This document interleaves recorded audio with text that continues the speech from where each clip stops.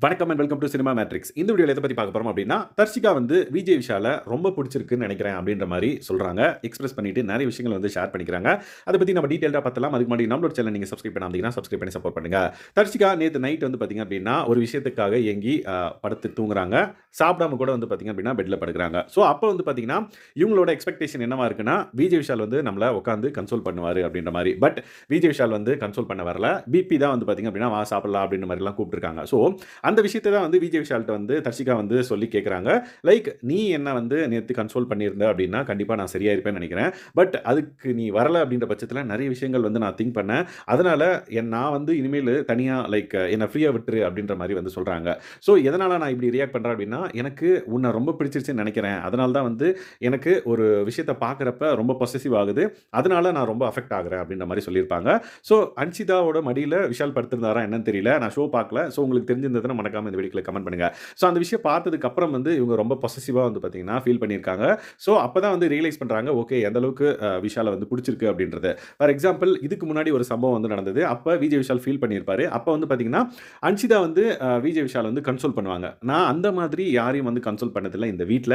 ஏன்னா அவ்ளோ க்ளோஸ் நீ அண்ட் தென் எல்லார விட ஒரு படி அதிகமா தான் நான் உன்ன வந்து வச்சிருக்கேன். அதனால எனக்கு வந்து பார்த்தீங்க அப்படின்னா, அதே மாரி ஒரு அஃபெக்ஷன் உன்கிட்ட இருந்து வரும்னு சொல்லிட்டு எக்ஸ்பெக்ட் பண்ணேன். பட் அது எனக்கு நேத்து கிடைக்கல அப்படின்ற பட்சத்தில நான் வந்து ரொம்ப உடைஞ்சுட்டேன். அண்ட் தென் நீ வராதது வந்து பார்த்தீங்க அப்படின்னா, ரொம்ப எனக்கு வந்து ஹர்ட் ஆயிடுச்சு அப்படின்ற மாரி சொல்றாங்க. பட் இருந்தாலும் இதுதான் வந்து இப்படி தான் இருக்கணும் அப்படின்னு சொல்லிட்டு ஒரு மைண்ட் செட் வச்சுட்டு, இனிமேல் என்ன ஃப்ரீயா விடு அப்படின்ற மாரி சொல்லியிருக்காங்க. ஸோ நேத்து நான் வந்து தனியா இருக்கிறப்ப, முத்துக்குமரன் வந்து பேசுறாங்க. சாச்சனா பக்கத்துல இருந்து கேட்கிறா, சாப்பிட்டியா இல்லையான்னு சொல்லிட்டு. ஸோ எல்லாருமே வராங்க. பட் விஜய் விஷால் வரலையே அப்படின்ற மாரி ஒரு ஏக்கம் என்கிட்ட இருந்தது. அப்படின்ற மாரி லைக் தெளிவா வந்து பார்த்தீங்க அப்படின்னா, தர்ஷிகா வந்து சொல்றாங்க. பட் இப்ப என்ன பண்றது? அப்படின்ற மாரி அவங்க கேட்கறாங்க. ஸோ அதுக்கு ஃப்ரீயா விட்டுரு இனிமேலு அப்படின்ற மாரி சொல்றாங்க. அண்ட் தென் இந்த வீட்டுக்குள்ள இருந்து நான் வெளிய போம்போது, ஒண்ணு தெளிவா போவேன். இல்ல அப்டின்னா, பைத்தியமா தான் போப்போறேன் அப்டின்ற மாரி அவங்க சொல்லுவாங்க. ஸோ, இந்த பர்ட்டிகுலர் விஷயத்தினால அவங்க கேம் அஃபெக்ட் ஆகுதுன்னா, ஆமா. அத அவங்க வந்து தெளிவா சொல்றாங்க. 2 வேல இது வந்து நடக்கலாம் அப்டின்ற மாரி. ஒண்ணு நான் வந்து ஓகே இப்படி தான் நம்ம இருக்கணும்.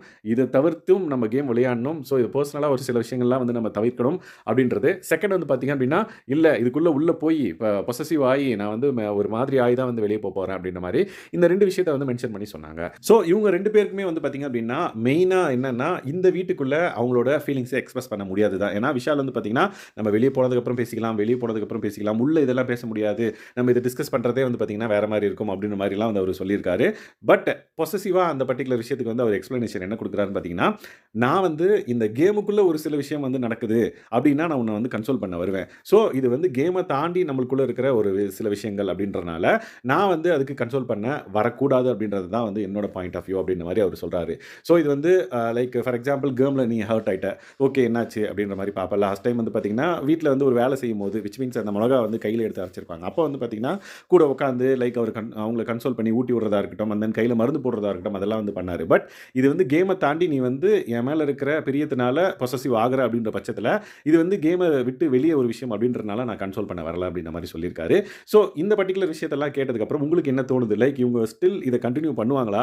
இல்ல இதோட இத வந்து நிறுத்திட்டு 2 பேரும் தனியா ஒரு கேம விளையாடுவாங்களா? அண்ட் தென் தர்ஷிகாவோட 200% கேம நம்ம பார்க்கலாமா? அப்படின்றத மறக்காம இந்த வீடியோக்குள்ள கமெண்ட் பண்ணுங்க. லெட்ஸ் வெயிட் அண்ட் வாட்ச் என்ன மாதிரியான கேம் போகுது அப்படின்னு சொல்லிட்டு. ஸோ இந்த மாதிரியான பிக் பாஸ் அப்டேட்ஸ நீங்க தெரிஞ்சுக்கணும் அப்படின்னா நம்மளோட சேனல சப்ஸ்கிரைப் பண்ணாம இருந்தீங்கன்னா, சப்ஸ்கிரைப் பண்ணி சப்போர்ட் பண்ணுங்க. Thanks guys. பாய்.